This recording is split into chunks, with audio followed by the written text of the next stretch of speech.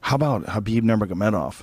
Ooh. What a fucking scary monster that guy is. But here's the thing. He did get clipped, He though, got didn't clipped. Michael Johnson clipped him. And I'm watching that, and I was like, what would Conor do to this kid? Right? Because Yeah. before, I'm like, Conor would get murked by Khabib. And I saw him like, well, if Johnson lands that, you bet your sweet-ass Conor's going to land that. Yeah. That magical left hand. I'm done question what Conor's capable of. Because I was like, Eddie's a tough matchup. I think he's going to win this one. I do. But God damn, I'm scared for this fight. I kind of want to see him fight Woodley. I'd love to see him fight Brock Lesnar. I want to see him take 6 months off. I want to see him take 6 months off and bulk up.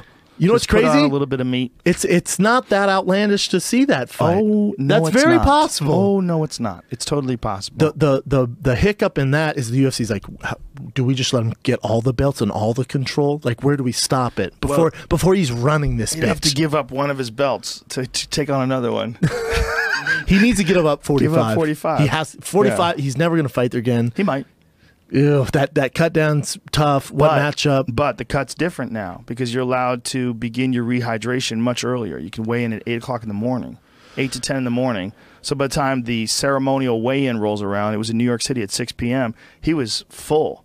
I mean, he looked great. He didn't look dehydrated at all. At 55. But even at 55, he used to look dehydrated, right? Not too bad. 45, he looked 45, near, he looked like near death. the door of death. And also... That's right. We've never really seen him at 55 in the UFC. We I've only haven't. seen him in Cage He looked Rage great, or yeah. some other organizations. I don't know. It's Cage 45, Rage, it just, I don't see how he even makes it. Even his camp's like, dude, it's way too tough on him.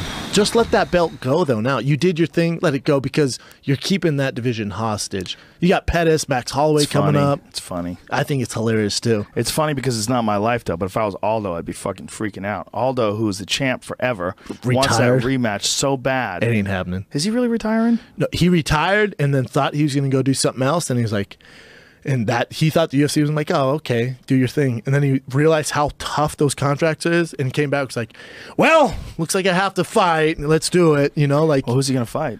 I don't know. The winner of Pettis and Holloway? Holloway's been knocking on the fucking door for a long time, man. 9 straight. How he doesn't? That's ridiculous. He just needs a bigger name. He needs to get more famous. That's the day and age we're in. He just has to get famous or get on the mic, talk some shit. I'm really interested to see him versus Pettis because Pettis, I think, gets real diminished by that cut. I agree. That's a hard cut for him to get on 45. I love Pettis, man. I'm a huge Pettis fan, but he hasn't looked the same as of late. Max Holloway's a slick motherfucker, too. You realize it now. After you watch Frankie Edgar and Jeremy Stevens fight, you realize how slick Holloway is. Yeah, Holloway man. was never in trouble in that fight. Never. And then also think about it, his last loss was Conor McGregor. Granted, Conor had a jacked up knee, but it went to decision. The only decision Conor's had in the UFC. And think how much better Max Holloway is now. Yep. If he wins this one, dear God, if someone's listening, give that kid a title shot. Yeah. What's he have to do? I know.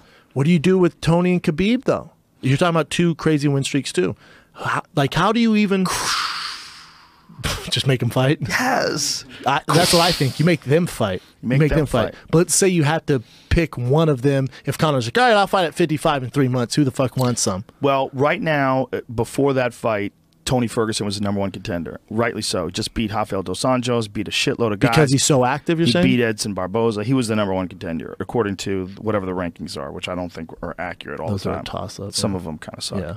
But the second position right now, if he's still #1, it's clearly Khabib. Khabib was #1, but Khabib's been way more inactive than Tony. But the way Khabib mauled Michael Johnson, I think he makes his case.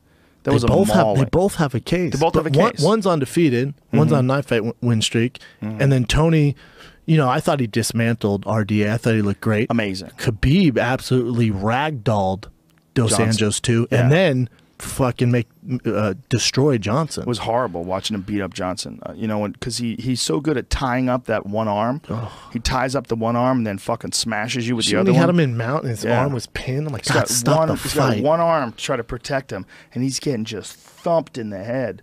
Then you got to hold that chicken wing. I thought he was going to snap that bitch off. Yeah, it's not good. I thought he was too. But I was like, please tap. Yeah, please tap. It was like Braveheart. Just come on, man. Say it. Deep. It was so deep, too. I was thinking Nog, when Nog and Frank Mir fought. Oh. That's what I was thinking. I was like, this is going to snap. But like same with Henzo where they refuse to tap. I get that. You're Brazilian Jiu-Jitsu till the day you die. Michael Johnson, just go ahead and tap those, sir. Yeah, that's not you. I'm glad he tapped. Me too. I was literally squeezing my hands together when I was doing the commentary. I'm like, come on, tap. Come on, tap. Just sweating tap. Now thinking about it. when he got him down and then immediately slid right into mounted guillotine, I was like, Jesus Christ. Damn, man. His grappling's ridiculous. So good. His grappling's so good, it's confusing. Those two fighting's the fight. Mm-hmm. That's the fight. Conor and Habib are the fight. That's the fight. That's not happening, brother. I think Habib needs to get the title, to get a title shot at least. That's what I think. I think he deserves it. He's the only undefeated challenger. He's a monster. He's mauled everybody in front of him. He hasn't had a single goddamn close fight. He's had one moment where he gets dinged. But you're speaking logically. Yes. And you're thinking guys that deserve it. Well, we're in entertainment, sir. Just the same way Conor leapfrogged everyone and got the title shot. Listen to what I'm saying to you right now. Ready? The UFC is about to go to Russia. Do you know that? Yeah, they want to get in there. They don't know if they're going to do it. Yeah, for sure. UFC in Russia, Conor McGregor versus Habib Nurmagomedov. That's what I think is coming. Giant. Giant. There's a lot of Russians. Giant. Because Khabib got on the mic, right, and was like, you know how much bigger fucking Russia is than Ireland? Yeah. But he's not the same star. Well, here's the deal, though.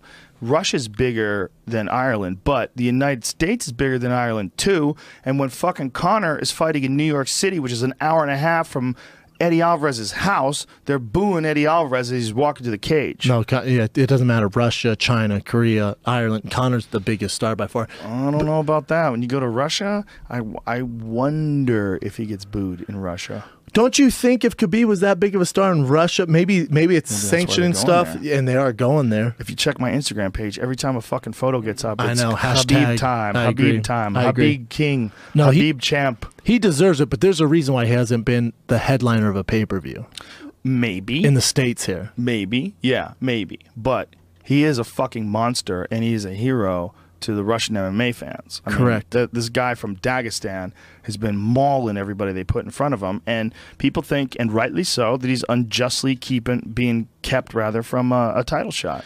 You can't say he's been kept from a title shot when he's been injured for a long time. That's true, too. Who's keeping him from getting injured? The blame that on AKA. That's not Conor's deal. That's true. But they did promise him this fight. This was something that they said, no, Habib gets the next shot at the title. This is something that was publicly stated, which made sense at the time because Habib is 23-0. He's going to fight in Madison Square Garden for the title. This is what they were saying. Now you're talking about the Conor Habib effect, versus Eddie Alvarez. Nah, I can't have that. That doesn't sell tickets. Yeah, exactly. Then Conor went, nah, I want to fight that one. Oh, Khabib, we'll keep you on the card. Why don't you fight on the undercard, though? Imagine how Habib feels when he hears that shit. Man, he gets that phone call. He thinks, this is it, finally. I get the title. I bet he went in his backyard and beat the shit out of that Kodiak bear. He got a bear in his yard. You ever seen that video? He was a kid. It's awesome. Yeah, he's a kid wrestling so much bear. tougher than anyone I know. But he's so goddamn tough. He's ridiculous. His grappling's ridiculous. I'm really interested in seeing whether or not he can get past that left hand. And if you are correct, and that's the fight in Russia, the amount of money they're going to have to pay Conor to fight him in Russia when Conor's still the draw, you're talking about a different ball game.